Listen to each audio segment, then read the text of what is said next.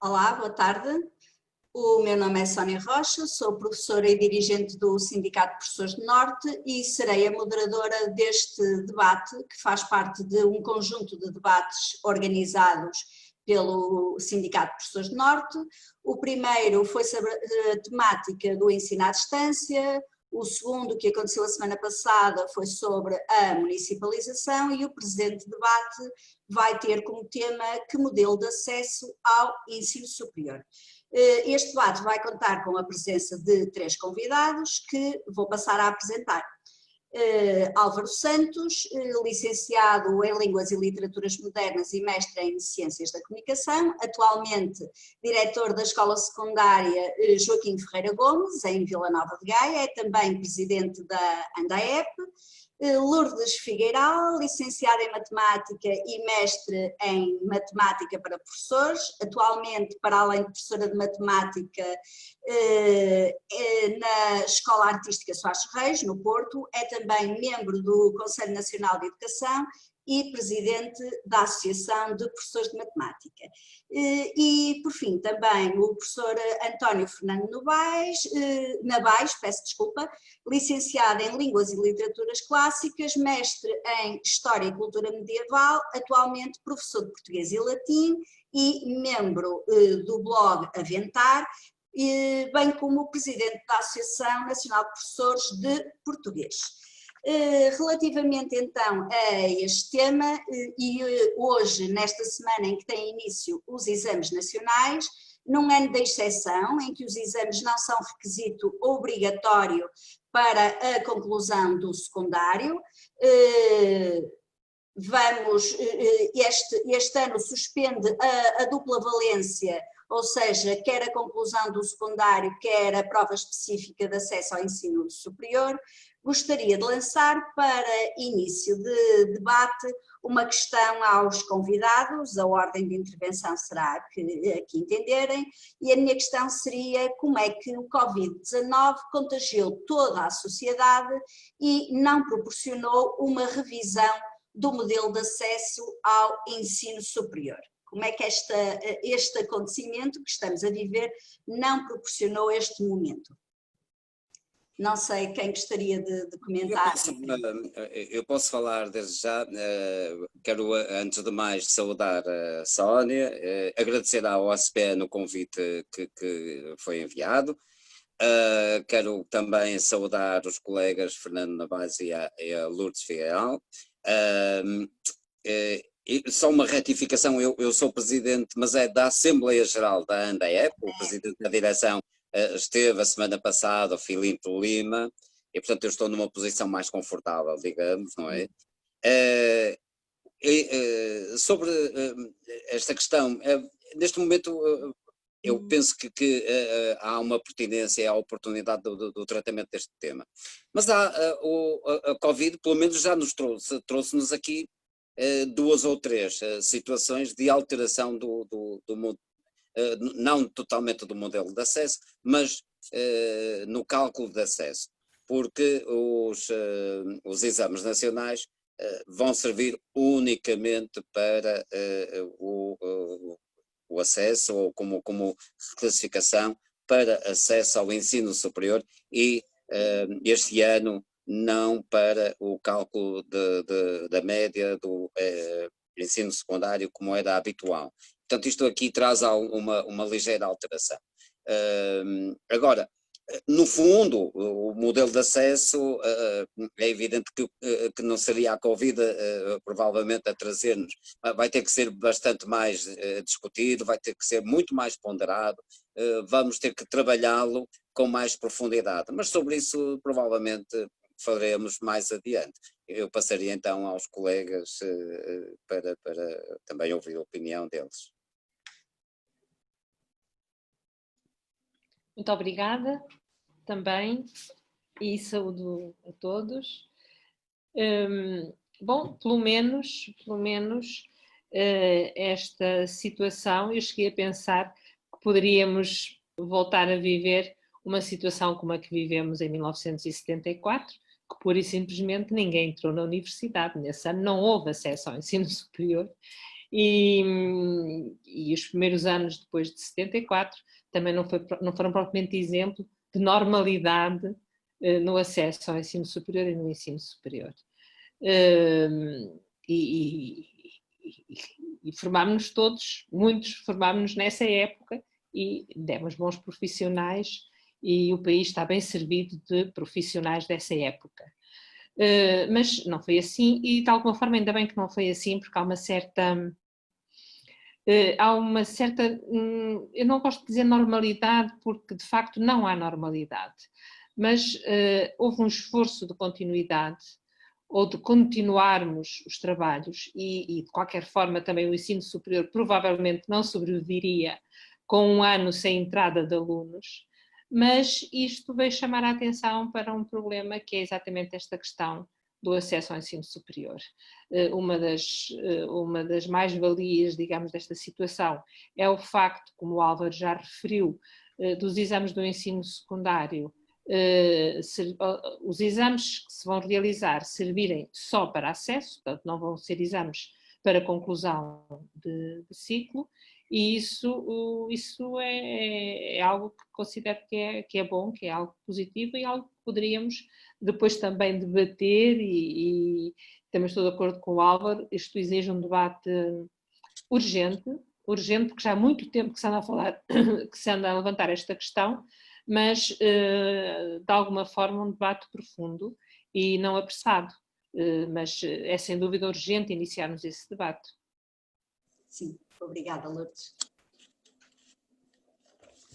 Então, boa tarde a todos, queria saudar todos os presentes e os que estão a assistir. Já agora queria só fazer uma correção, eu não sou presidente da direção, já não sou há uns anos, da Associação Nacional de Professores de Português.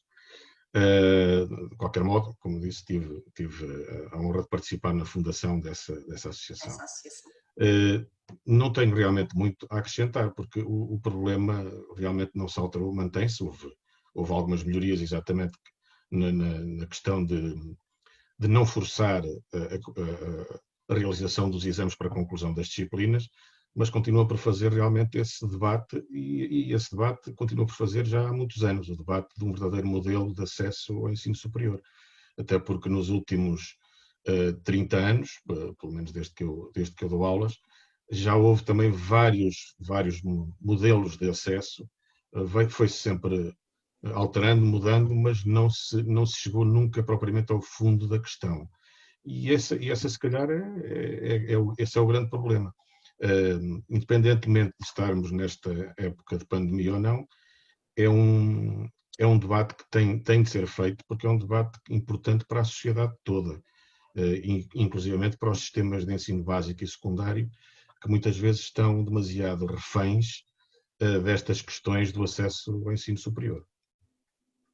Sim, obrigada. Era precisamente, tomando isso como deixa, perguntaria se consideram que estes exames no modelo que temos no momento condicionam o modo como se desenrola o processo de ensino-aprendizagem no ensino secundário. Este modelo que temos tem interferência no modo como as aprendizagens são feitas? Qual é a opinião que têm sobre isto? Sim, é que há aqui um paradoxo de partida. É que, por um lado, há um aumento da escolarização e até o alargamento da escolaridade obrigatória até o 12º ano. É paradoxal com o facto de haver um conjunto, o números clausos, e depois aquilo que nós sabemos que é um déficit de qualificações de nível superior da sociedade portuguesa. Apesar de tudo isto, o processo de acesso manteve-se sempre a partir dos exames e condiciona, portanto, torna o ensino secundário refém do processo de acesso ao ensino superior. Ao torná-lo refém, acaba por condicionar também as práticas letivas, ou seja, aquilo a que nós assistimos muitas vezes é que o que nós temos é uma sobrevalorização do trabalho de exames, um condicionamento, há um adestramento para os exames e não o desenvolvimento de conhecimentos, capacidades, atitudes dos alunos, até dentro daquilo que está determinado e que nós gostaríamos de desenvolver no âmbito do perfil de saída dos alunos à saída da escolaridade obrigatória.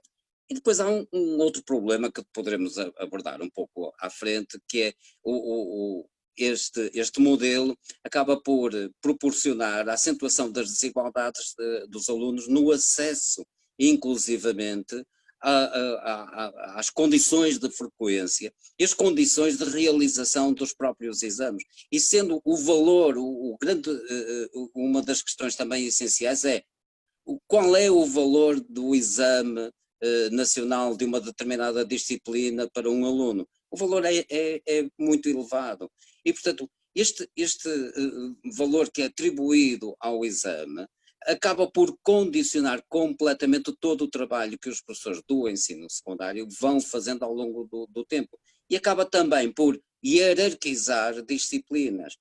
Para os alunos, muitas vezes, o que é importante são aquelas disciplinas às quais eles se vão submeter para depois poderem aceder aos cursos que pretendem. E como nós sabemos, isto empobrece o desenvolvimento curricular dos alunos e, sobretudo, esse é um dos problemas, retira identidade ao ensino secundário. O ensino secundário é um longo propedêutico para o ensino superior, fica sem qualquer tipo de identidade, são os estudos menores do ensino superior. E, sob esse ponto de vista, parece-me que há aqui uma reflexão profunda a ser feita e uma alteração a ser feita também. Obrigada. Lourdes? Bom, eu, como sendo pessoa implicada numa das disciplinas com muito peso no acesso ao ensino superior, que é o caso da matemática A, e tendo esta questão há muito tempo também refletida e debatida, há muitas questões que se levantam. Uma delas é essa, é o condicionalismo, o que o exame infere relativamente às práticas pedagógicas no ensino secundário e, como também já há pouco disse o Fernando Nabais, isso já começa a ter consequências e começa já a ter uma forte influência mesmo no ensino básico. A partir talvez do 7º ano a pressão já é muito grande, mas a partir do 10º, quer dizer, os alunos entram no 10º ano já com uma grande ansiedade em relação, em concreto, os alunos de matemática A, em relação àquilo que vai ser o peso que vai ter, porque para alguns cursos a matemática A tem mais, o exame de matemática A tem mais de 50% de peso em relação à classificação do ensino secundário. E obviamente que essa questão do exame é uma questão que de alguma forma mina as nossas preocupações pedagógicas. É subejamente conhecido aquilo que um matemático holandês, que morreu nos anos 90 do século passado, Freudenthal, dizia que, de facto, nas nossas escolas o exame com este peso torna-se um objetivo e o que vem para o exame é o programa e o ensino da matéria para o exame é o método. E o próprio Sebastião e Silva, também um matemático subejamente conhecido, dizia numa entrevista que deu ao Diário de Notícias em 1968, dizia algo muito forte: reduziram o ensino à preparação em massa para o exame e, portanto, à degradação e à mecanização dos processos. Estamos em presença de um sistema educacional que não ensina a observar, nem a experimentar, nem a refletir, nem a raciocinar, nem a escrever, nem a falar. Ensina apenas a repetir mecanicamente, a imitar e, por conseguinte, a não ter personalidade. E depois acrescenta ainda uma outra característica que ainda hoje se mantém. É um sistema que reprime o espírito da autonomia e todas as possíveis qualidades criadoras do aluno nas idades decisivas em que essas qualidades deveriam ser estimuladas ao máximo. Um sistema feito à medida da mediocridade obediente, que acerta ao passo enquadrado em legiões de explicadores. É, portanto, um ensino em regime de desdobramento, professor-explicador. E o mais grave é que o professor já conta com o explicador. Portanto, aqui, ele já em 1968, e era para, reparem que em 1968 quem estava nos liceus, naquela altura, eram talvez 13% dos jovens portugueses. Pelo menos em 74, nos anos 70 era isso. Portanto, já na altura, mesmo para aquela elite, para aquela minoria, o peso dos exames já era assim. Por isso é que é tão difícil nós enfrentarmos esta questão, porque é uma questão cultural, é uma questão que muitos discursos têm associado ao rigor, à exigência, quando de facto é tudo menos isso. Quer dizer, não há rigor nem exigência nenhuma quando em 2 horas se decide o futuro de um aluno e se apagam 3 anos de trabalho desse aluno e 3 anos de avaliação dos professores que acompanharam esses alunos. Sim. Aproveitaria para, digamos, recuperar, para defender a recuperação de algumas ideias que, aliás, me parecem estar subjacentes àquilo que foi dito, quer pelo Álvaro, quer pela Lourdes, que é a ideia que é necessário recuperar uma certa essência e não acentuar esta perversão, que tem a ver depois com este peso excessivo dos exames, recuperar a ideia da vocação e da paixão pelo saber. Porque eu costumo dizer aos meus alunos, não é nada de especial, mas costumo dizer, vocês não estão aqui para tirar boas notas, estão aqui para aprender. Esta ideia, evidentemente, não parecendo um bocado, podendo parecer um bocado nefelibata, parece-me que é essencial. Aliás, é essencial, eu diria, em todos os níveis de ensino, incluindo o superior. Há neste momento um excesso de utilitarismo, que fala muito da importância da preparação para a vida, e quando normalmente os responsáveis políticos falam nesta questão da preparação para a vida, estão a pensar exclusivamente no mercado de trabalho, estão a pensar na ida para a universidade, e o ensino e a educação têm de ser mais do que isso, não podem ficar prisioneiros disso, neste caso não podem ficar prisioneiros de um determinado modelo de acesso ao ensino superior que realmente, como já disseram antes, é empobrecedor e limita até certo ponto. Sobretudo, como disse a Lourdes também, eu sou de outra disciplina que também tem um grande peso, que é o português, e é claro que nós ficamos sempre um bocadinho limitados, embora, claro, possamos recorrer sempre a uma certa autonomia clandestina que nos permite ir falando também de outras coisas. Aliás, não é possível falar de português e de literatura sem falar de muitíssimas coisas que estão ligadas. Este excesso de utilitarismo, ou seja, parece que os alunos só andam na escola ou para se prepararem para um emprego ou para se prepararem para a universidade, esquecendo-se, no fundo, aquilo que é essencial. Eu também costumo lembrar aos alunos a oposição que vem do latim entre o ócio e o negócio.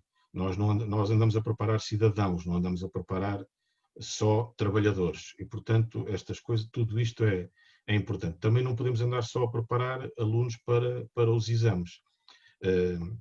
Há uma frase do professor Abel Salazar que convém lembrar, não é? Que ele dizia mais ou menos, nunca me lembro bem da frase, que é: um médico que só perceba de medicina nem de medicina sabe. Não é? E, portanto, nós temos de ter essa noção. E, claro, quando andamos obcecados com os exames, quando andamos obcecados com esta preparação para um momento que pode decidir a vida dos alunos, estamos a prejudicar, no fundo, outras aprendizagens. E, realmente, isso tem de ser combatido. Não é possível combater completamente a ansiedade, porque a aprendizagem implica também passar. Eu costumo dizer também que é importante termos alguns traumas, porque isso também nos permite aprender, mas claro que não pode ser só isso. Não podemos criar ali uma espécie de linha de montagem para os exames que leva os alunos a viver só para isso.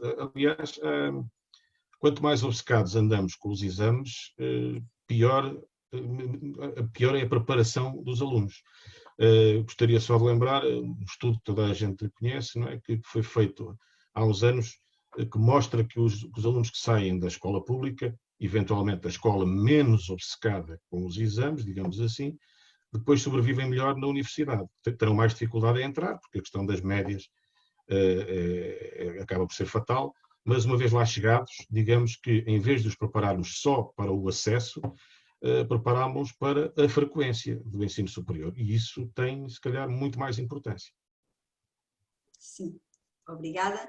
Então, pensando nas intervenções que foram sendo feitas e no que conhecemos da avaliação das aprendizagens, o professor Domingos Fernandes, numa publicação que tem precisamente como título a avaliação de aprendizagens, uma agenda, muitos desafios, defende que existem 3 razões para mudar esta avaliação. Ele defende que nas 3 razões que existem para mudar este modelo de avaliação estão as aprendizagens, o currículo e a democracia. E eu penso que neste ano, mais especificamente, este argumento da democracia foi utilizado por alguns comentadores, precisamente quando se pensou na possibilidade destes exames não existirem. E este ano, se não houver estes exames, foi estabelecido um paralelismo entre o ensino público e o ensino privado, e este argumento da democracia surgiu com algum ênfase, para além de, claramente, a situação das aprendizagens e do currículo. Então eu faria esta provocação, que nos fez também o professor Domingos Fernandes. O que é que que razões é que estarão aqui mais fortes e que o Ministério da Educação entende não abrir mão como argumento para não repensarmos de facto, calmamente, este modelo de acesso ao ensino superior? Este é um processo que já tem vindo a ser, pelo menos, levantado, não discutido, mas tem havido alguma preocupação já. E lembro que Lourdes, eu fui contemporâneo da Lourdes no Conselho Nacional de Educação, e houve na altura uma recomendação também relativa, em 2017, relativa ao acesso ao ensino superior. Na altura não se foi tão longe quanto aquilo que seria desejável, e portanto houve aqui também alguma limitação, mas percebe-se que há aqui alguma resistência por parte das instituições de ensino superior para esta mudança. O que está subjacente a isso, eu não sei. De qualquer maneira, aquilo que me parece é que neste momento o modelo está às costas do ensino básico e do ensino secundário, mas sobretudo às costas do ensino secundário. As instituições de ensino superior recebem os alunos, e aquilo que nos dizem depois é que eles ou vão mal preparados ou que vão não sei o quê, e portanto nós percebemos perfeitamente que eles, como não se responsabilizaram pela entrada dos alunos, ou pela seleção dos alunos, ou por outro motivo qualquer, têm depois um discurso que é um discurso desculpabilizador também dos seus próprios fracassos. Nós percebemos que talvez não fosse em 3 meses, 4 meses, que o modelo iria ser alterado, não é? Nós precisamos de mais tempo, nós precisamos de discutir, nós precisamos de trabalhar possibilidades e aquilo que é mesmo possível. Agora, o perfil dos alunos à saída do ensino secundário é um excelente instrumento e pode ser um excelente pretexto para que alguma coisa mude.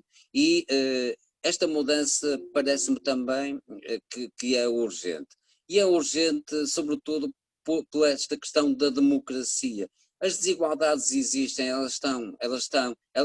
inclusivamente e possivelmente durante este período, elas acentuaram-se.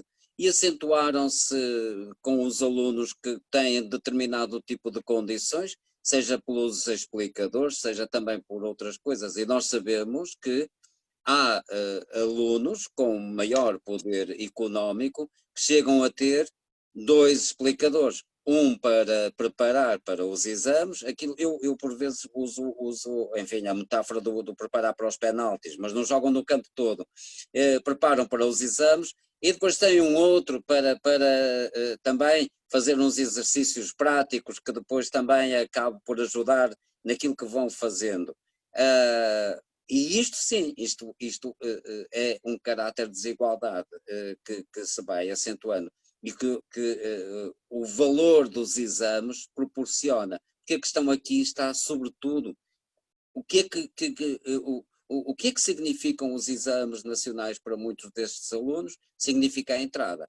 Em muitas instituições, a entrada no ensino superior é o objetivo último, é a finalidade é entrar. Não é depois preparar todo o percurso do ensino secundário, não é o da preparação para um percurso posterior. E daí aquilo que diz o Fernando, e muito bem, e que nós sabemos dos estudos que são feitos e que foram feitos ao nível da Universidade do Porto, que demonstram que os alunos das escolas públicas, e há várias escolas públicas, que com 25% dos alunos conseguem tantos créditos num primeiro ano, como instituições que são capazes de colocar alunos em massa no ensino superior.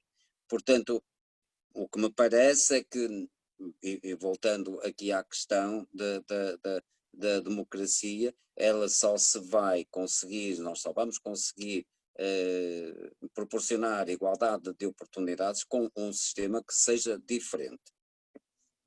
Obrigada, Álvaro.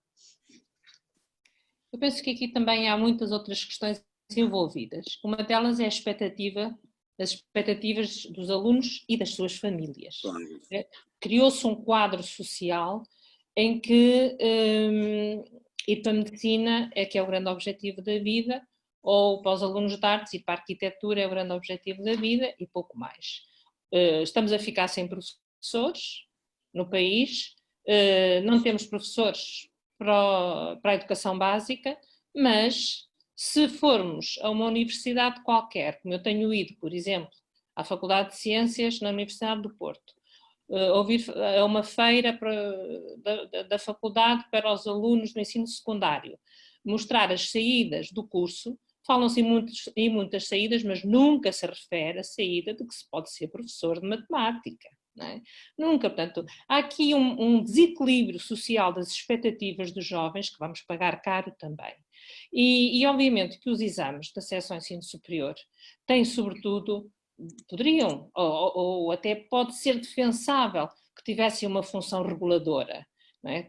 Mas isso pode ser feito de outra forma. Agora, eles têm sobretudo uma função seletiva, quer dizer, e fortemente seletiva, porque só assim é que se compreende porque é que cursos como medicina querem matemática A como disciplina específica. O que os alunos do programa de matemática A não interessa nada para quem vai para a medicina.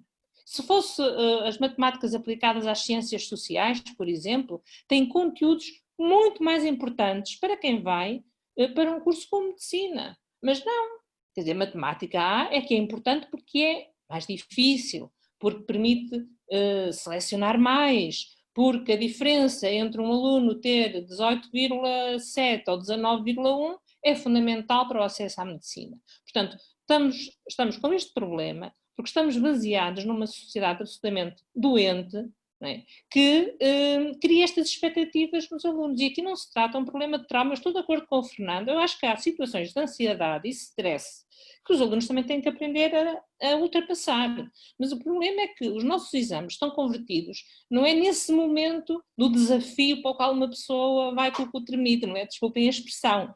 Estão convertidos num tal grau patológico de ansiedade que os alunos no 10º ano já têm problemas, começam já a manifestar problemas de ansiedade patológica, não é? Portanto, além de termos umas expectativas sociais pervertidas, estamos a incutir nos jovens também problemas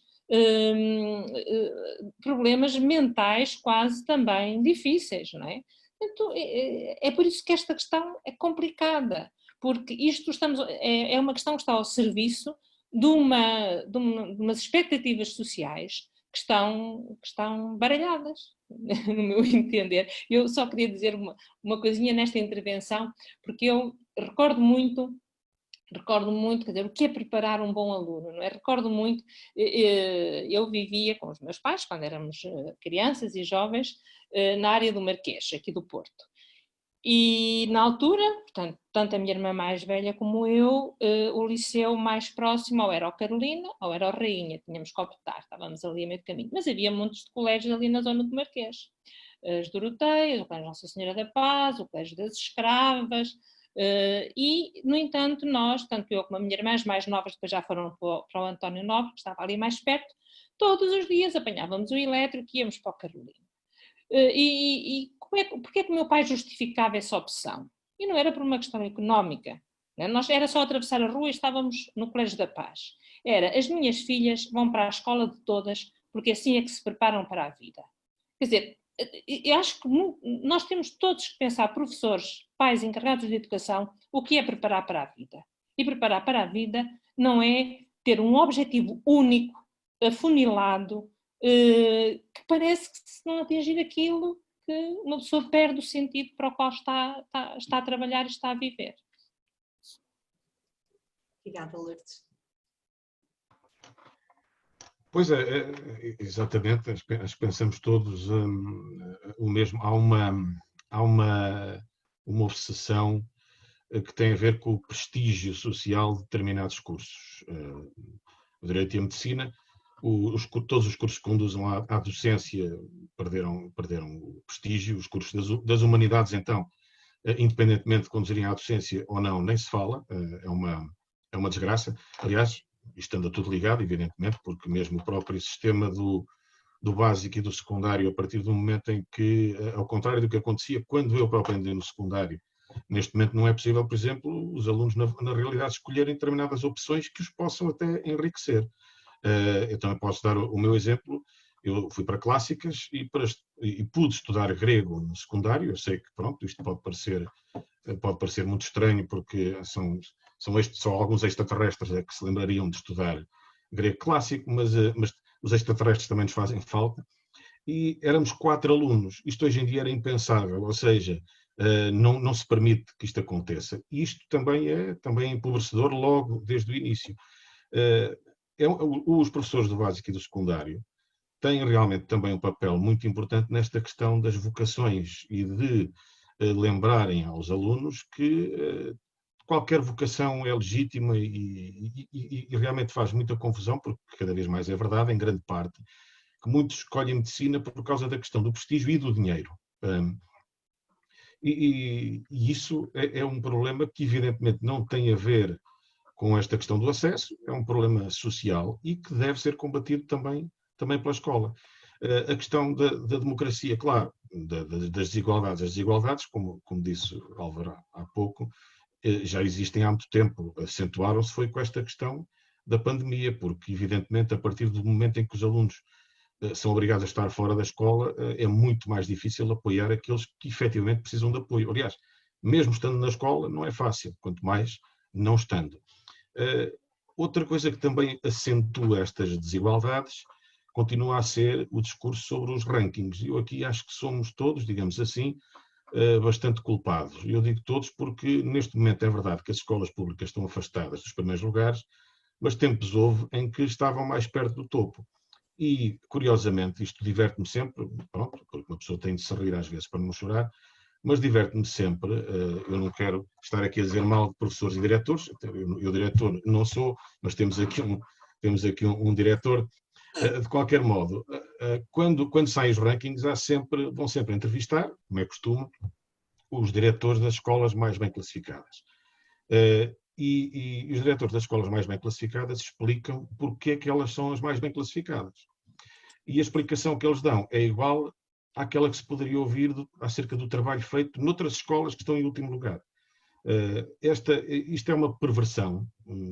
Esta história dos rankings nasceu com objetivos bem confessados de transformar isto num sistema de avaliação das escolas, o que é um erro absoluto, porque não ajuda absolutamente em nada, e contribui para isso. Eu, por exemplo, já estive num agrupamento em que havia uma segunda escola, digamos, com bastantes problemas socioeconómicos e sociais e de toda a espécie, e eu costumava dizer que o trabalho dos professores que estavam nessa escola, esse sim era admirável, porque para pôr as coisas em termos numéricos, para classificar, era de certeza muito mais difícil conseguir que um determinado aluno chegasse a um 3 nessa escola do que se calhar num dos colégios de topo. E portanto esta questão, há muitas questões, aliás, para dizer uma frase perfeitamente original, isto anda tudo ligado, não é? Sim, sem dúvida, sem dúvida. Apesar do meu papel de moderadora, fizeram-me lembrar aqui o percurso daquilo que era e o meu percurso do que foi também ser aluna do ensino secundário e de facto muitas vezes é com esses professores, é com os professores quando já somos um pouco mais velhos que começamos a ter uma perspectiva de possíveis profissões, do que se pode fazer e as opções, apesar de hoje aparecerem como uma possibilidade e uma oferta, nós sabemos que é preciso, tal como foi referido, um mínimo de alunos por turma e a oferta é cada vez mais limitada, de facto, nas escolas secundárias, porque os alunos e as famílias praticamente têm definido aquilo que eles querem, são aquelas disciplinas, não são outras, porque aquelas é que vão ser necessárias, aquelas é que serão úteis e até na formação de um possível futuro economista, não é? Há aqui o peso, porque é mais a história, porque é mais a geografia, as apostas vão condicionando o perfil de facto dos futuros licenciados e dos futuros profissionais. Há a possibilidade de abrir as opções, mas de facto elas não abrem, nomeadamente a situação do latim continua a ser uma dificuldade, a maioria das escolas secundárias não tem a opção do latim e claro que estamos com isso a afunilar o currículo dos futuros alunos ou dos futuros cidadãos, porque o ensino secundário não tem que ter como meta, de facto, como fomos aqui vendo, tem como meta a cultura, as aprendizagens, o saber e, em alguns alunos, também o acesso ao ensino superior. E estamos a proporcionar-lhes um currículo, aqui como dizia também na citação que fiz do professor Domingos Fernandes, a situação das aprendizagens e do currículo, não só a democracia, mas um currículo que de facto surge como mais pobre.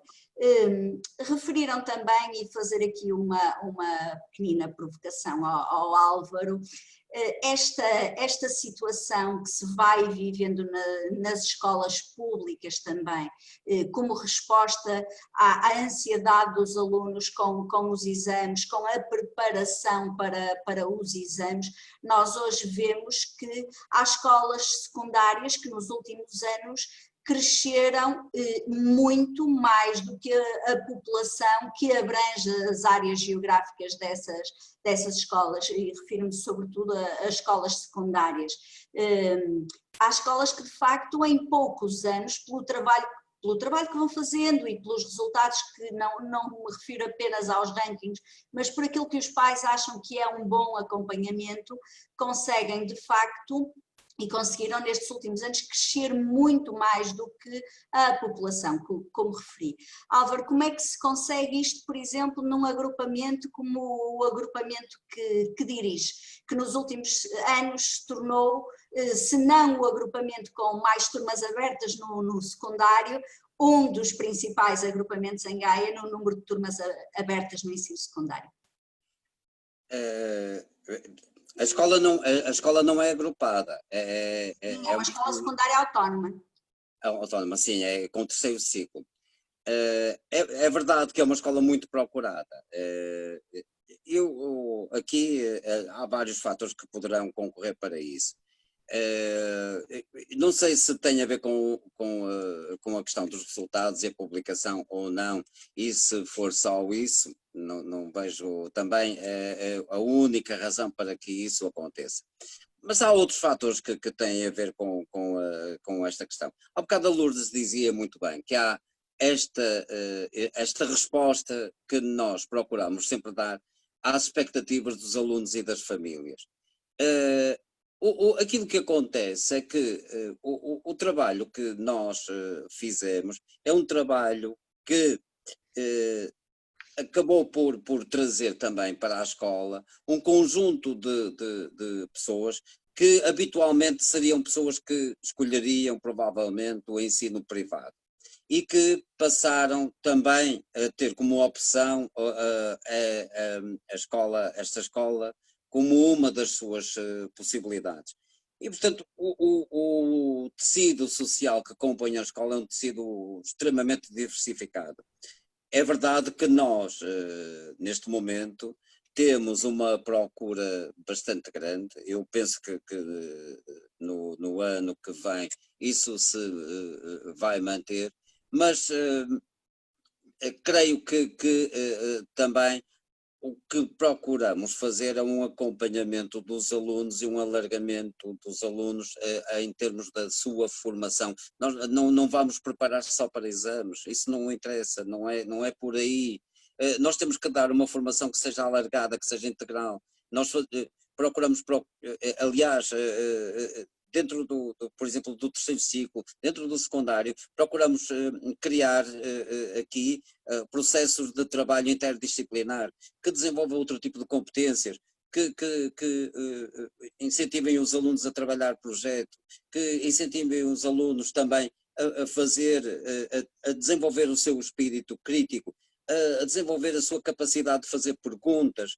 Eu penso que mais importante do que preparar para uma determinada disciplina, para um determinado exame, importa sobretudo é desenvolver um conjunto de competências nos alunos e eles darão resposta nas outras áreas. Um dos aspectos curiosos que posso referir da escola, uma das características, é o processo que já temos há bastantes anos, há 10 anos talvez, um processo de mentorado, de acompanhamento de alunos mais velhos que vão fazendo o acompanhamento dos miúdos mais novos. Ora, este processo desenvolve um conjunto de competências em todos eles, nos alunos mais velhos e nos mais novos, que permite que depois estes alunos estejam preparados para um conjunto de áreas que não são apenas a da resposta ao exame.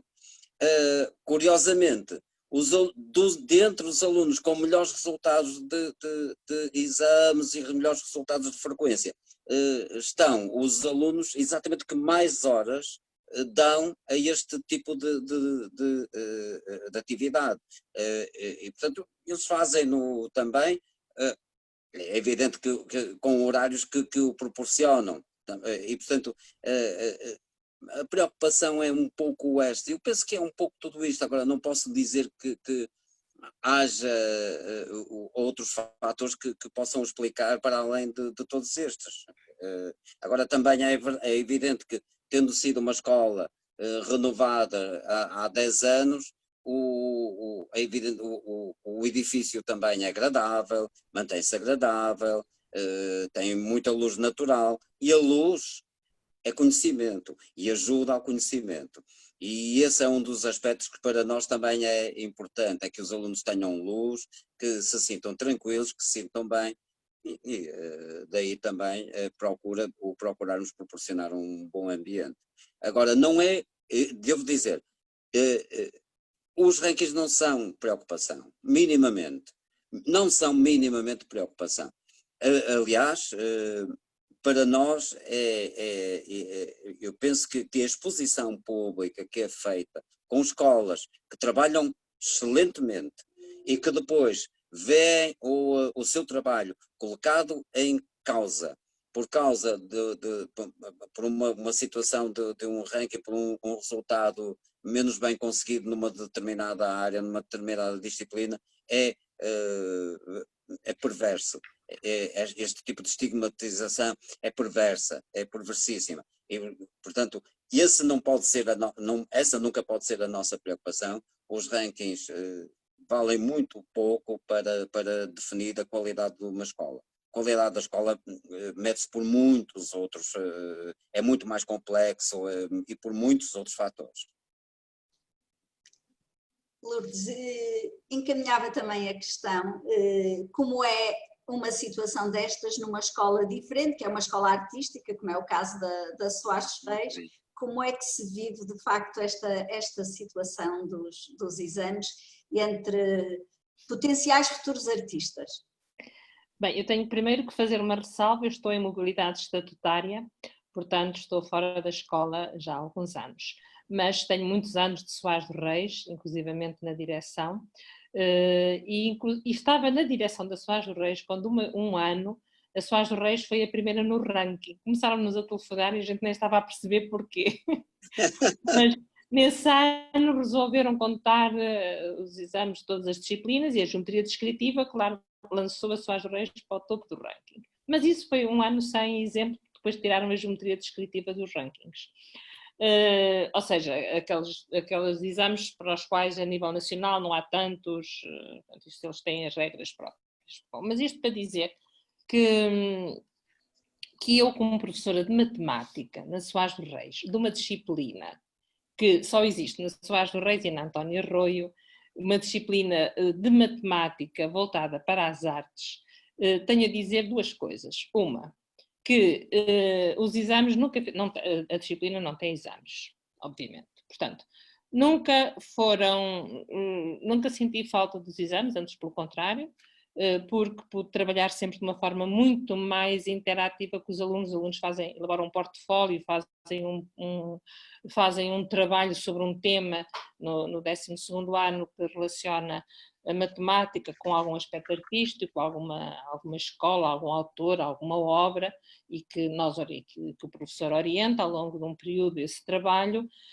E não há insucesso na disciplina. Portanto, os alunos trabalham e em geral não reprovam, quer dizer, cumprem os objetivos, aprendem o que têm a aprender, fazem muitas experiências, fazem muitos projetos e depois, o que é mais interessante, eu dava aulas sobretudo a turmas de equipamento, de design de produto, que eram alunos que depois seguiam mais para a arquitetura.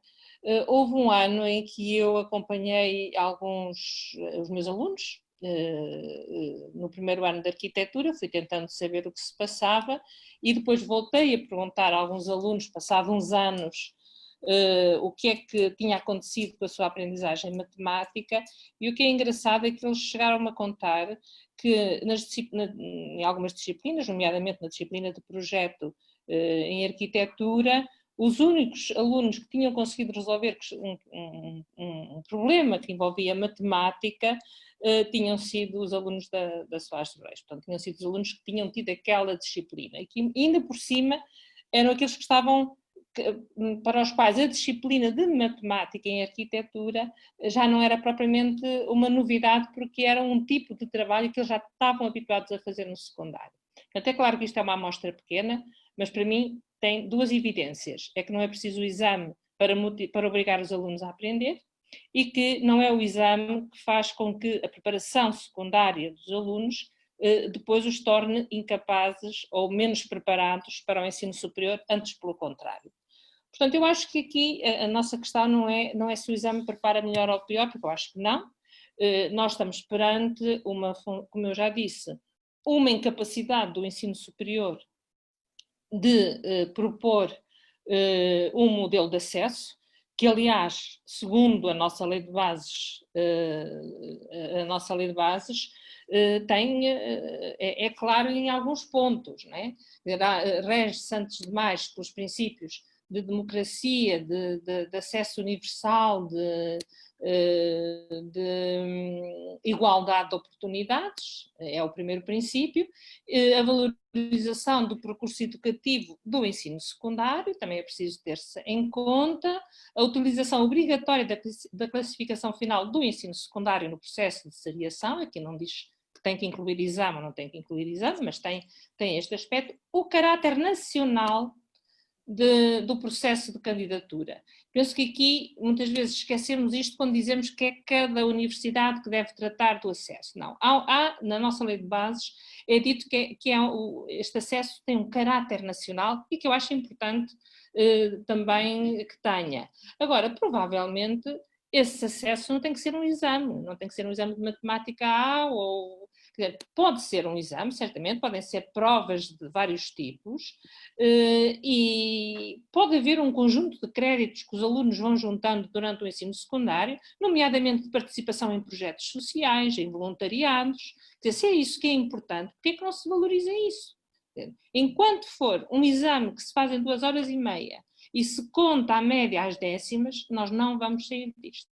Mas aqui, eu penso que mais do que o Ministério ter vontade ou não ter vontade, que acho que isso não tem dependido do Ministério, eu tenho visto alguma abertura do atual Ministério tratar desta questão, é o encerramento do ensino superior, é enfrentar esta situação e assumir esta situação. Portanto, o ensino superior tem que saber o que quer dos seus alunos, quais são as finalidades do seu próprio trabalho, tem que enfrentar a questão do alargamento, porque nós temos poucos alunos, poucos jovens no ensino superior, e viram, por exemplo, é recente a questão do ensino superior se recusar a abrir vagas quando o próprio Ministério do Ensino Superior e da Ciência o propôs. Não é? Portanto, há aqui uma questão que tem que ser o ensino superior a tomá-la muito em sério, e que tem a ver com a identidade do ensino superior e com a finalidade do ensino superior e com a reflexão que o ensino superior tem que fazer sobre si próprio. Sim, obrigada, Lourdes. Fernando, sobre isto, numa área diferente, pensando mais no português, que é um exame para todos.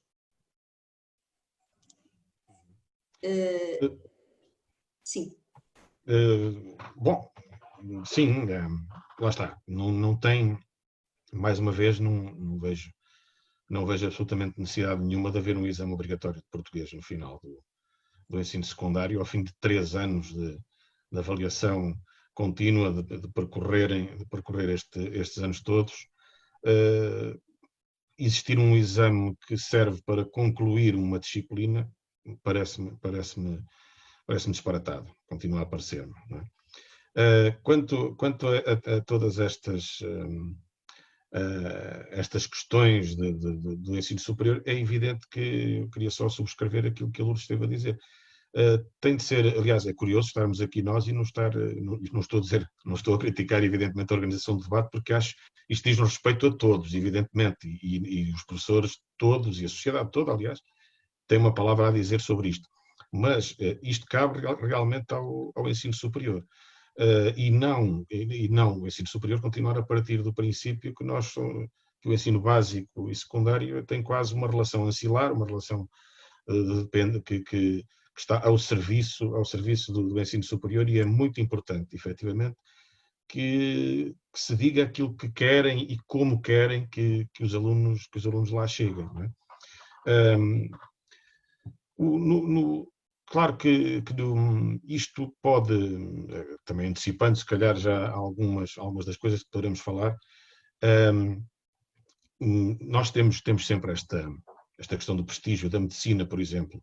É absolutamente espantoso que se continue a acreditar que basta um aluno ter uma média altíssima para poder ser um bom médico, quando estamos a falar, por exemplo, de uma profissão que exige, aqui, este é daqueles cursos em que não se pode quase fugir da questão profissional e da saída profissional. Não se tira um curso de medicina, em princípio, para ir dar aulas de história. Penso que não será proibido, mas não será esse o objetivo. Agora, ser um bom médico, evidentemente, implica também saber interagir com pessoas. Até que ponto é que isso não implicaria também um outro tipo de seleção ou outro tipo de acompanhamento dos alunos durante a própria licenciatura? E quem diz isto também diz a própria docência. Quer dizer, neste momento, falando da docência, que também é uma coisa, da docência de básico e de secundário, que é algo que nos interessa especialmente a todos, nós estamos sujeitos ao oposto, que é as pessoas passarem a escolher esta área porque não chegam a outra. O que também é tudo mau sinal. Ou seja, o acesso ao ensino superior tem de, com certeza, mudar absolutamente. Aliás, já deveria ter mudado, e todos os anos constituem mais um ano de atraso relativamente a tudo isso. Na área das humanidades, que eu conheço mais ou menos bem, mais ou menos melhor, é efetivamente espantoso como é que uma sociedade pode, digamos assim, permitir todo este empobrecimento. Claro que isto depois não depende só do superior, até porque, por exemplo, eu sei que a minha licenciatura, no fundo, está extinta em Coimbra, e tenho de recorrer a truques, no melhor sentido, evidentemente, não estou a falar aqui de nenhum tipo de desonestidade, porque de antes, para entrar no meu curso, era obrigatório ter 3 anos de latim, 3 anos de grego, agora nem isso. E, portanto, é uma área que está a morrer. Já não basta serem 2 línguas mortas, portanto, ainda passam a ser 2 disciplinas mortas qualquer dia. E isso é empobrecedor da sociedade toda, porque estas minorias que estudam estas áreas são tão necessárias como as maiorias que vão para outras áreas. Não é? Outra coisa que sempre me faz espécie há muitos anos, e continuo a achar que é uma perversão, embora eu perceba que também possa ter a ver com recursos humanos, é esta existência de números clausos. Não é? Como é que é possível impedir alguém de estudar, seja o que for, se lhe apetecer? Voltamos sempre ao mesmo. Isto pode parecer um bocadinho sonhador, mas não tem de estar ligado à saída do curso. Estudar história, seja o que for, deveria ser permitido a qualquer pessoa. Penso que ninguém corre o risco, evidentemente, de irmos a correr, de toda a gente ir a correr toda para o mesmo curso. Não acredito nisso, não é? Quanto ao acesso, eu tive há pouco tempo a ocasião de acompanhar a minha filha num processo de tentativa de entrada no curso de teatro da ESMAI. E pronto, como eu estou a dar aulas há muitos anos na escola pública, estou, digamos assim, sujeito a esta opressão das médias de entrada, etc, etc. E às tantas estava na secretaria e mostraram-me quais são os critérios. Os critérios correspondem ao seguinte: é 90% que recai nas provas que eles têm de prestar e 10% na média do secundário. E eu manifestei o meu espanto, evidentemente, não a minha revolta, e a senhora que estava na secretaria disse uma coisa óbvia: porque é que nos interessa ter aqui um aluno com média de 20 que depois não saiba falar, não saiba cantar, não se saiba movimentar? Bom, não esperamos que, evidentemente, alguém que quer entrar em medicina tenha de fazer já uma operação à entrada, mas, de qualquer modo, há várias coisas que realmente devem ser vistas, verificadas e mudadas. Sim. Introduzindo aqui, e porque estamos na semana e hoje tiveram início os exames, também aqui uma outra pequena provocação que nos vai acontecendo enquanto professores: bolsas de corretores de exames, correção destas provas de exame, este ano num modelo e com critérios diferentes também. Isto permite-nos questionar a justeza, a equidade destes exames, o contexto em que eles são corrigidos e a diferença que existe de uns anos para os outros. Cria aqui ou coloca no professor corretor alguma carga aqui de responsabilidade na correção destes exames e naquilo que se traduz como nota do final do aluno? Este ano especificamente, Álvaro, houve muito debate acerca dos critérios de correção, do modo e do contexto em que vão ser corrigidos estes exames. É verdade, eu posso dizer que já hoje recebi a indicação de uma série de professores da casa para serem classificadores. Habitualmente os meus professores são envolvidos, muitos dos professores da casa são envolvidos como classificadores de exames. Eu concretamente aqui citaria o João Pinto. Eu não faço ideia, o prognóstico está no fim do jogo quase, mas eu sei que as condições serão diferentes. Não troquei impressões sobre o que é que neste momento está a ser, ou vai ser, a partir de amanhã, solicitado aos colegas como classificadores. Procurarei também inteirar-me sobre o assunto para ter uma opinião mais concreta. Eu neste momento não consigo dar esta opinião. Habitualmente, aquilo que eu tenho é um conjunto de pessoas muito experientes e preparadas e que anualmente são classificadores. E que eu penso que darão a resposta adequada.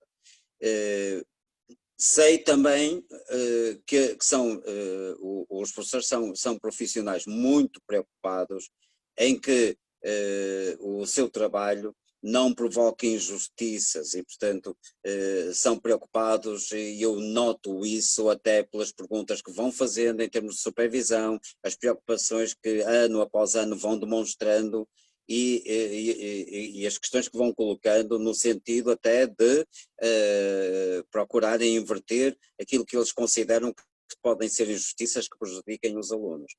Portanto, mas esse é um processo também ele complexo. Eu neste momento não conheço bem e, portanto, para suficientemente bem os processos que os professores vão enfrentar, exceto aqueles que são conhecidos em termos também das precauções com saúde e tudo isto, mas sei que os professores da casa e com a competência que têm, darão de certeza o seu melhor. Isso aí eu não tenho dúvida, não tenho qualquer dúvida sobre isso. Só fazer-lhe uma questão relativamente a isto, que tem sido um assunto que também temos debatido no sindicato. Tem ideia, Álvaro, como diretor, de ter nos professores da escola professores que gostassem de pertencer a esta bolsa de professores classificadores e que não tenham a oportunidade de ingressar porque não há novos ingressos, porque não há formação para novos classificadores, que são praticamente sempre os mesmos, que numa profissão de desgaste e envelhecida, à medida que forem saindo os professores, de facto não se refrescou os professores que no final do ano letivo têm também esta tarefa de classificadores? É uma área em que eu não me queixo muito, porque praticamente todos os meus professores e aqueles que nós consideramos, aqueles que estão a trabalhar com os níveis de ensino relativos aos exames, aos níveis de exame, são convocados como classificadores e passam por têm essa oportunidade. Agora, eu não conheço na minha escola, não conheço professores que tenham manifestado essa vontade e que não tenham tido oportunidade. Agora, é verdade que não há formação ultimamente, é verdade que a formação que foi feita pelo IAV há vários anos é aquela que se mantém, mas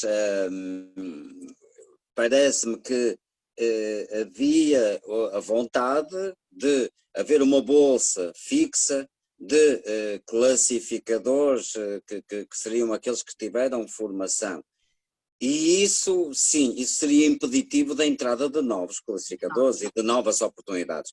Eu prefiro que sejam chamados os professores e que eles vão rotativamente, que lhes vá ser dada essa oportunidade, muito embora para muitos também seja uma tarefa bastante de grande responsabilidade, de grande responsabilidade, mas é uma tarefa que os professores fazem eu penso que é uma demonstração também da sua capacidade, da sua competência, e alguns deles gostam de o fazer. Sim. Obrigada. Passava à Lourdes. Bom, sobre esse tema não sei dizer coisas muito em concreto, mas gostava de referir uma coisa. Nós, professores, temos um bocado... Bem, concordo com tudo o que o Álvaro disse, quer dizer, aliás, nem há histórico de haver problemas com correções de exames. Os professores põem todo o cuidado, todo o empenho, e se depender deles, o aluno não é prejudicado. Isso é o princípio de qualquer professor. Agora, há aqui uma outra questão com a avaliação, seja que é sobretudo forte também na avaliação, na classificação interna, digamos, mais que na avaliação, e que tem a ver com o caráter subjetivo da avaliação, e que também aparece na correção, né? na classificação. Há sempre um caráter subjetivo, nós não podemos alienar isso, né? Eu vejo às vezes escolas e professores muito preocupados em quantificar tudo, para dar razão de tudo, para explicar tudo aos pais, sobretudo por causa dos recursos. Quer dizer, nós temos que assumir que a avaliação tem um caráter subjetivo e que é construída também nessa relação pedagógica entre professor e aluno. E isso é uma coisa que parece que é muito mal aceita e que nós próprios nos sentimos incómodos com isso. Mas é assim, e acho que era mais fácil e mais transparente e mais cómodo se todos aceitássemos que há essa dimensão subjetiva, que não quer dizer falta de rigor. A nossa perspectiva é que rigor é aquilo que é quantificável até à décima, mas não é. Portanto, com este preâmbulo, eu só queria dizer aquilo que disse em relação à seriedade do trabalho dos professores nas correções, assim como na avaliação,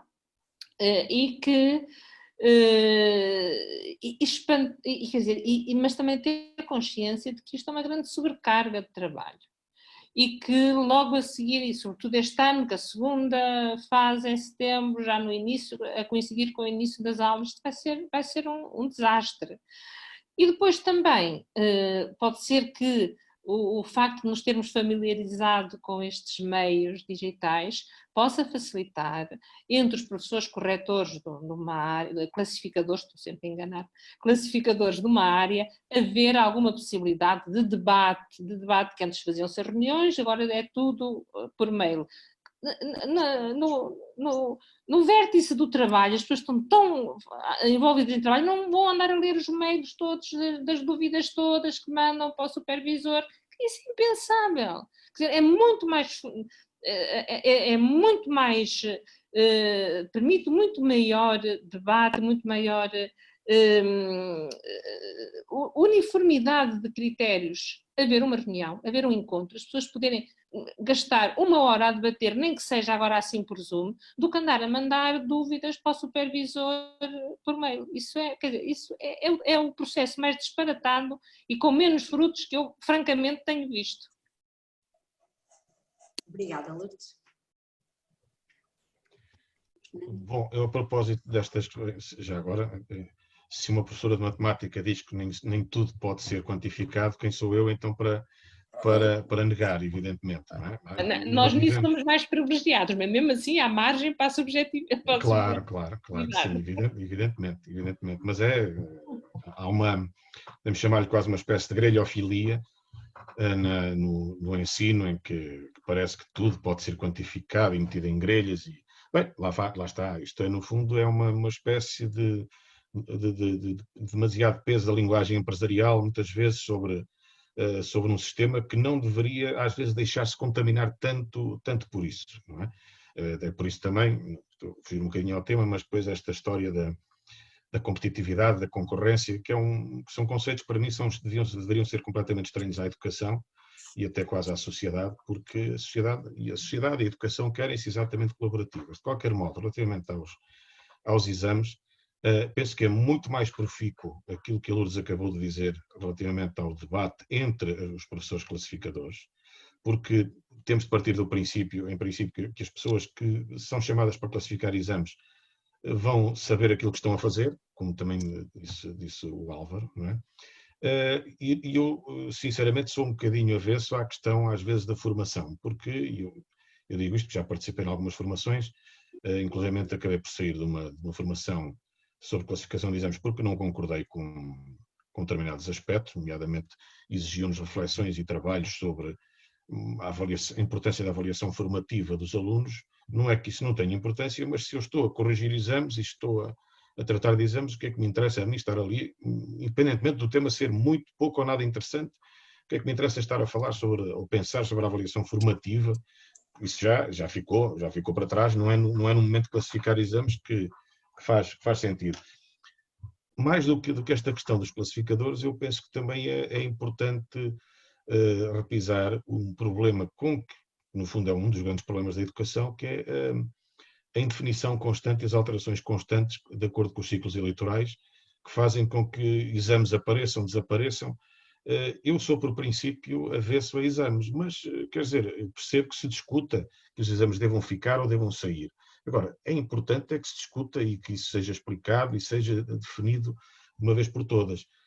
Também acerca da natureza dos exames, é importante haver estabilidade, porque o classificador, se calhar, fica um bocadinho beneficiado, mesmo mediante a instabilidade, porque tem os seus critérios de classificação, está, digamos, enquadrado dentro desses critérios. Um professor que esteja a lecionar, por muito que, volto a dizer, que seja crítico dos exames, não pode fazer de conta que os exames não existem. E, portanto, lá está. No fundo, voltamos a uma questão do princípio, que é nós também preparamos os alunos para o exame pela simples razão de que eles existem. E se preparamos os alunos para o exame, temos de estar preparados, temos de saber que existe uma certa estabilidade, que no fim do percurso vai haver um determinado modelo de exame, que é aquilo que nem sempre acontece, o que faz com que muitas vezes os professores tenham de andar a pensar o que é que poderá sair, o que é que poderá não sair. Não é?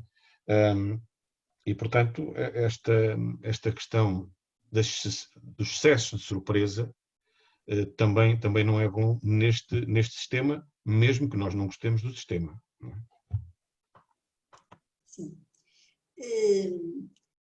Pensando agora na situação da gestão flexível do currículo, de uma autonomia relativa que é dada às escolas e aos agrupamentos para gerir o currículo, pensando na tónica que é cada vez mais insistente de uma avaliação formativa, o papel dos exames não surge aqui cada vez mais como algo que de facto nos leva a refletir sobre a sua permanência como forma de concluir, já nem colocava tanto a tónica no acesso ao ensino superior, que é outra das funções do exame, mas como forma de conclusão, que é uma das valências do exame no ensino secundário. Pois, essa é uma das questões que tem sido também levantada com bastante frequência. Mas a Lourdes há pouco falou também numa questão, o exame como regulação do sistema, o exame até como aferição das aprendizagens efetuadas. Depende muito também da finalidade para a qual nós queremos, com que se fazem os exames, ou com que se fazem provas, ou provas de aferição, ou seja, o que for feito. Nós precisamos também de perceber como é que o sistema está a reagir e como está a ser feito. O que não significa que as provas ou os exames tenham que ser feitos unicamente numa determinada área disciplinar. Nós podemos ter aqui exames que podem ser multidisciplinares, que podem aqui abranger um conjunto de outros conceitos. Eu penso que, provavelmente, olhando para a gestão flexível, olhando para todo este percurso que agora começa a aparecer como alternativa a um percurso mais disciplinarizado no ensino secundário, é possível que seja uma oportunidade de nós também ponderarmos este aspecto. Eu queria só, recuperando aqui uma outra questão, só dizer o seguinte: nós de facto, a nossa escola, as nossas escolas, estão numa tensão entre aquilo que são as finalidades que estão inscritas na Lei de Bases do Ensino, da Lei de Bases da Educação, e também com aquilo que são as suas funções. Porque, reparem, as finalidades há 4 grandes finalidades na Lei de Bases, que é estimuladora, a socializadora, personalizadora e a cultural. O que é que nós temos como função? Nós muitas vezes deparamos-nos com a preocupação das escolas terem uma função de guarda, por exemplo, uma função de custódia e também uma função seletiva. Não está em lado nenhum dito na Lei de Bases do Sistema Educativo que a escola faz seleção ou deve fazer seleção. Essa não é uma finalidade do sistema educativo. E, portanto, do sistema educativo no nosso nível de ensino. Mas temos esta função. Ora, esta função que nos é imposta e que de alguma forma também nos condiciona também toda a nossa atividade. A questão muitas vezes, e lembro que este é um problema, são as representações sociais que as famílias têm da escola e das classificações. Nunca nos podemos esquecer, a classificação é a imanência, aquilo que é tornado, é a concretização daquilo que muitas vezes se vai procurar à escola. É aquela classificação que não sendo, como diz a Lourdes muito bem, que não sendo necessariamente e não é objetiva, portanto, ela não pode estar decorrente de uma qualquer grelha de Excel, mas as escolas muitas vezes sentem-se sob pressão também sobre esta exigência, os próprios professores também, e procuram também mecanismos de defesa. Não estou contra os professores que procuram os mecanismos de defesa. Agora, de facto, o que nós temos aos poucos é que ir refutando estes aspectos e assumindo esta questão de que a avaliação, seja ela qual for, tem caráter subjetivo. Tem sempre caráter subjetivo. A análise que nós fazemos das questões tem este caráter subjetivo. E reparem, hoje é um dia interessante também para a nossa escola. Porquê? Porque uma das alunas que passou aqui na década de 80, terminou já perto de 90, é uma aluna que hoje recebe um prémio, uma cientista de nível mundial, que é Maria Manuel Mota, e foi uma aluna que passou aqui durante 6 anos, é vizinha da escola e, portanto, esteve cá. E, no entanto, era uma aluna que provavelmente, na altura, poderia ter ido para a medicina e não foi. Foi para um curso de investigação ao lado da medicina, porque fez uma opção por aquilo que para ela era importante e que a preenchia, muito mais do que aquela representação social da medicina, que já na altura existia. E, portanto, felizes de nós quando os pais e os alunos têm esta clarividência. E eu acho que mais importante até do que a questão dos exames é a necessidade de nós termos, penso eu, esse será talvez um dos grandes objetivos, conseguirmos consciencializar as pessoas do ser integral, da importância do indivíduo, do desenvolvimento do indivíduo e das diferentes competências. Tem aqui uma contradição também, porque enquanto nós estamos muito, e durante muito tempo, estamos preocupados com as classificações, quando depois nós vamos ver as tendências e aquilo que é procurado num colaborador ou num indivíduo para o recrutamento em determinado tipo de nível já bastante elevado, o que se procura também é ver qual é o nível de colaboração que ele tem, o pensamento crítico, se ele desenvolveu, se não desenvolveu,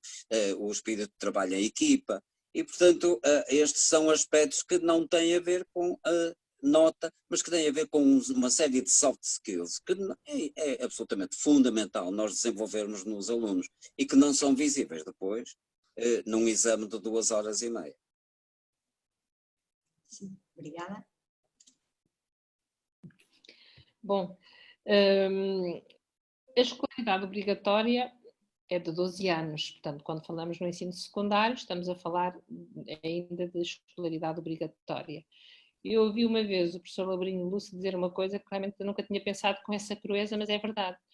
Se os obrigamos a estar na escola, como é que depois os mandamos embora com exclusões, com reprovações, com não sei o quê? Quer dizer, é o absurdo também do sistema, porque, claro, a escola, e sobretudo o ensino secundário, é muito virado exatamente para aquilo que temos estado a falar, para a preparação para o ensino superior.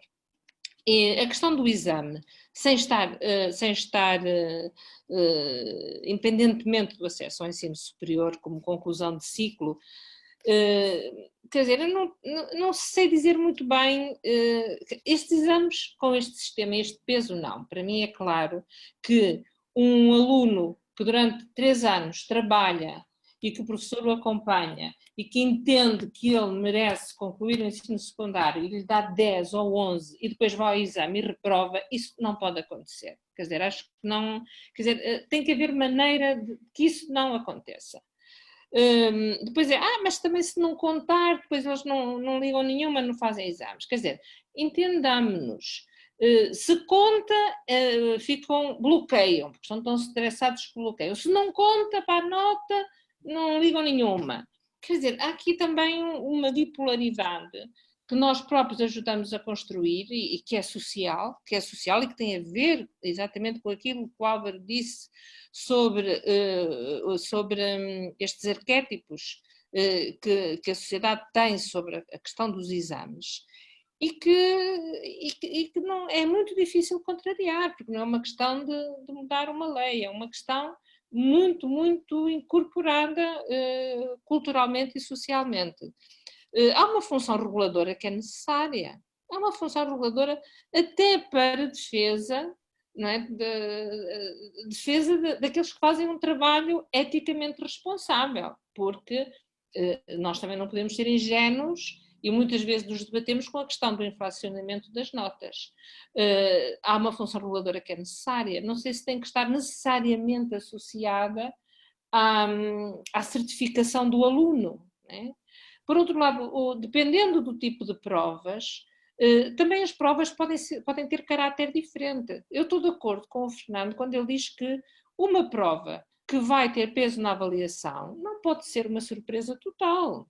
Agora, uma prova de aferição pode ser e deve ser, porque tem outras funções, tem inclusive funções pedagógicas de abrir perspectivas diferentes aos professores e aos alunos de olhar para as matérias, digamos, ou para os conteúdos.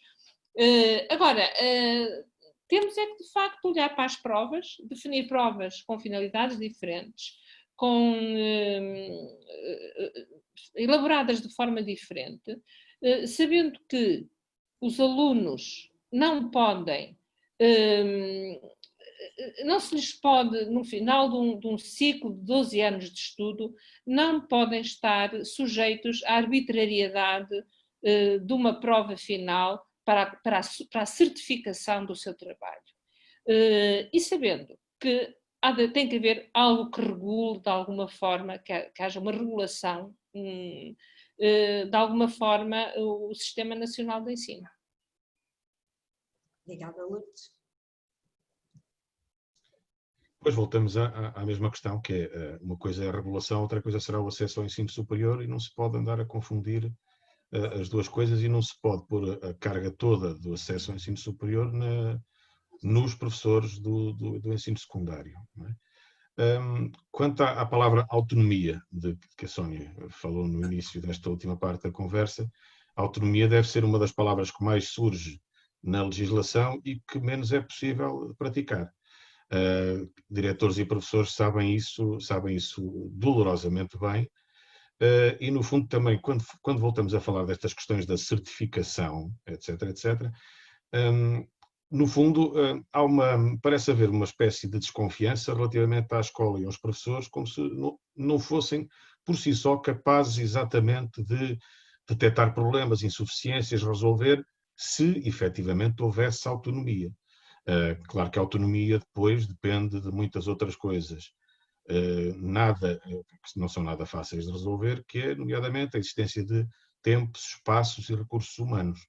E que, portanto, volto a dizer, às vezes quando as pessoas, eu escrevo de vez em quando sobre educação, como escrevo num blog, estou mais ou menos à vontade para escrever, às vezes de uma maneira um bocadinho, talvez mais violenta, mas pronto, mas isso faz parte do faroeste digital. Mas a questão é mesmo esta, quer dizer, quem critica o modo como às vezes se quer pôr em prática autonomia, flexibilidade e inclusão, parece que está a criticar os conceitos.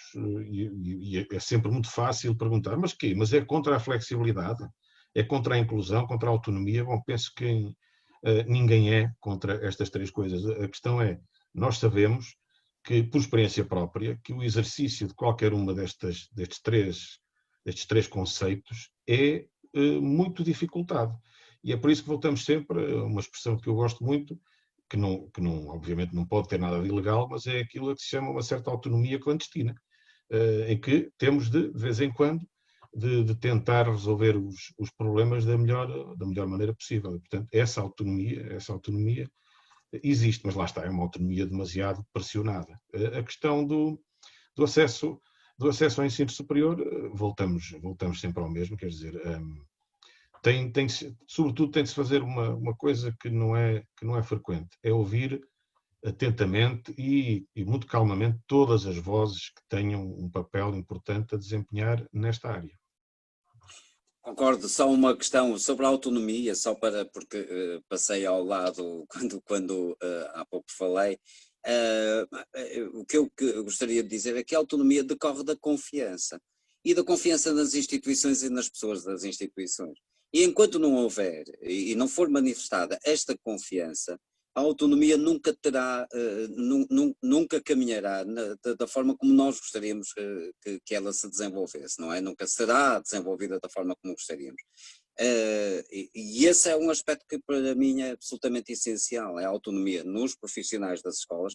Não é a autonomia do diretor, atenção, eu que sou o diretor, mas eu não quero autonomia para o diretor, a autonomia deve ser feita, é a autonomia da comunidade educativa. A comunidade educativa é que tem que ser autónoma, é diferente, é muito diferente, não é o diretor decidir isto ou aquilo, tem que ser pelas vias democráticas, legitimadas também democraticamente, que tem que ser feita, e portanto é só assim aqui entendo.